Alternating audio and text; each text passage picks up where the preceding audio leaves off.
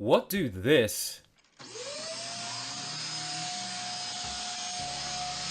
and this 8 ounces of pure protein as the payoff in just 2 minutes guaranteed have in common? What's up guys, Shitman here, welcome back to another video. So today is going to be a bit of a different one because I'm going to present a reason for why people should be doing Nofap. Now at the moment it's going to be Nofap day 4, however instead of just talking about my normal experiences, I'm going to address a question or a comment that was posted to me basically asking about how please could you talk more about the benefits and sort of do it in a different light. Many of us have heard about the benefits of Nofap but can't quite understand exactly how it works. Unfortunately, not that much research has been done, for various reasons, ranging from, I don't know, lack of interest to aversion. I mean, no one really wants to talk about it, let alone get together in a lab and experiment. And most of the evidence we have is mainly from testimony. As you can see, there's a lot of other YouTube channels and people actually talking about their experience, and that's unfortunately the main way that we can actually talk about it. Despite this, it seems to be becoming more and more popular, with channels springing up everywhere and people making forum posts on Reddit. So back in the day, I used to be a party animal. I'd go out almost every weekend to raves and dances, usually with a bit of chemical encouragement. I mean, I'm not really ashamed to say that I used to be a partaker in many forms of substances, ranging from ketamine to acid to cocaine, as well as developing an intense craving for and addiction to MDMA.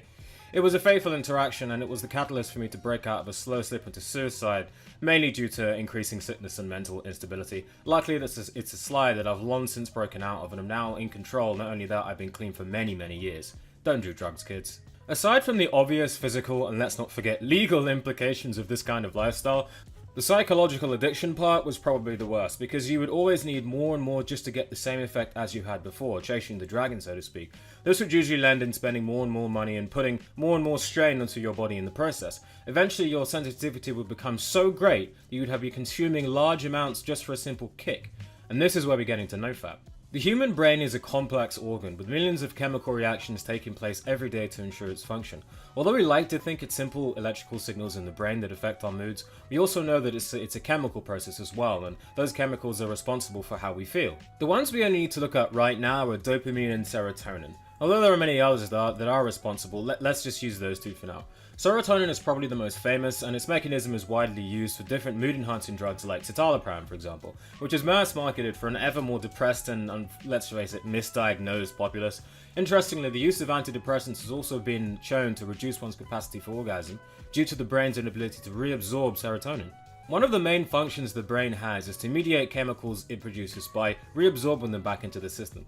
Without this function, you'd be stuck in a permanent state of grief, ecstasy, fear, or any other emotions, and you quickly go insane and lose touch of reality. Almost like being permanently happy all the time. I think if anyone has been unlucky enough to be on SSRIs, they can probably testify the fact that it starts to get to the point where you are just tired of being happy. I remember once that...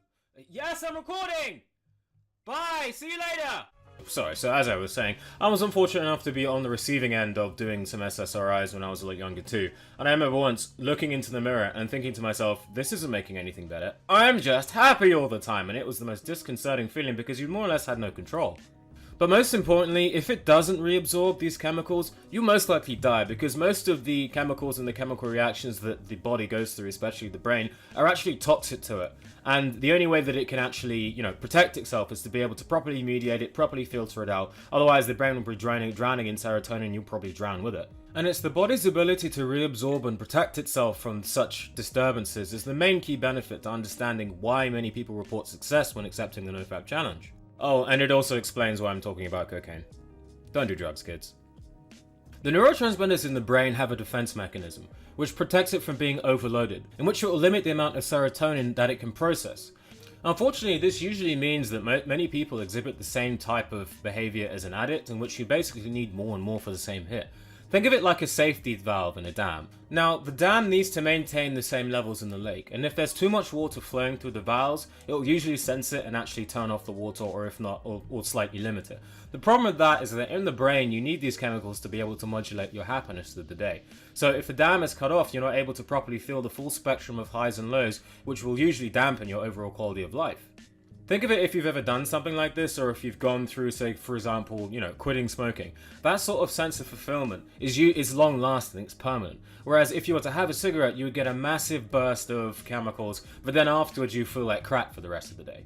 If you continue this sort of binge pattern behavior, you will eventually start to lose your enjoyment for things like long walks, for conversation. Maybe you'll just completely hate your job, or maybe your hobby, even your partner, or anything which gives you usually a sense of fulfillment and satisfaction. So, what do most people do? They'll chase the snake. And that's where the trap comes into it. Because the more you abuse, the less you feel, and so the more you want to abuse. Same thing as smoking. Anyone who has smoked or anyone who's had any sort of addiction, they'll know that once they satisfy that addiction, usually what will happen is they'll feel worse later on. This slow creep is quite similar to a frog in water, in which you become so accustomed to it that you don't even realize that you feel different until you actually address the problem. And this is, I think, one of the reasons why people have a hard time understanding it, because they're so used to how they feel normally that they can't understand how they can feel better. I actually used to think that if I had any sort of a superpower, I could, give people a sense of what it is like to feel at their peak optimum state. That way they'd want to go back to it. They'd also pay attention to all the things that are making them feel bad in the process. People have been doing this habit for so long that they don't know what it's like to go without it. Like a smoker who's been smoking almost every single day. They've forgotten what it's like to not feel like you've just had a cigarette, if you know what I mean. And this, in my opinion, is the main reason why people report changes overall in their outlook and enjoyment in life when they quit, as the neurotransmitters in the brain basically begin to open up and you become more sensitive. That means that the small amounts of serotonin and other components, which are usually produced throughout the day, have more of an impact, and you begin to feel satisfaction in the smaller things in life. But unfortunately, this can only happen when you stop flooding your brain with serotonin for enough time that it can actually turn back from a junkie brain to a healthy brain. And this is the main challenge. When you become sensitive to it. Think of it this way. Imagine if, for example, someone starts slapping your arm, for example. That was a weird sound to make. And probably not the most appropriate one, considering I'm not using a webcam, but still, yeah, no. Imagine if someone just, applies pressure again and again and again to your skin. Eventually, you'll start to lose sensitivity to it, and you may even forget that it's there, or almost like a background hum. It's like a background hum. You just totally forget that the machine is on because it's been on for such a long period of time. But then when you actually turn off the machine, it's like, it's almost like a breath of fresh air. And that's the breath of fresh air that I think a lot of people report when they actually are on this challenge. I certainly felt it. It usually started to happen after the first few weeks, mainly because the first few weeks for me are usually a combination of insane flat lines and just rabid, almost like caged animal-like feelings. But after a while, you start to feel this breath of fresh air. And you'll find, actually, someone commented on an early video of mine. He had unfortunately relapsed on day 150. And the thing is, you get so used to it at that point that it's very easy to get back on that cycle. But I remember just the absolutely amazing difference that I felt after I fell back to the unhealthy habit. Well, after going about 104 days. Well, anyway, I hope that's motivated some people to try it out. I know it can be kind of, it's a bit of a taboo subject, and I don't understand why. It's like, even if you try and bring it up to people, I think people feel a sense of shame.